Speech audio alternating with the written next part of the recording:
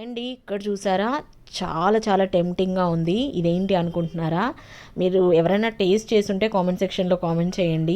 Bun chocolate అనమాట ఇది. కాస్త అలా ఓవెన్లో పెట్టి హీట్ చేసి ఇచ్చారు. చాలా చాలా బాగుంది.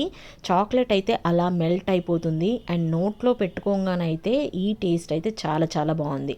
ఇది ఎలా ఉంది అని అంటే, మనం మామూలుగా మాల్స్లో చూస్తూ ఉంటాం కదా, చాక్లెట్ మెషిన్, చాక్లెట్ స్ప్రింక్లర్స్, వాటిల్లో మనం బ్రెడ్ పెట్టేసి కేక్ పెట్టేసి తింటే ఎలా ఉందో సేమ్ అదే టేస్ట్ అనమాట. చాలా చాలా టేస్టీగా ఉంది. నాకైతే సూపర్గా నచ్చేసింది.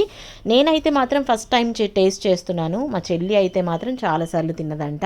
మరి నాకైతే దీని గురించి తెలియదు. నాకైతే చాలా చాలా బాగా నచ్చింది. మీరు ఎవరన్నా తినుంటే మాత్రం ఖచ్చితంగా కామెంట్ సెక్షన్లో కామెంట్ చేయండి.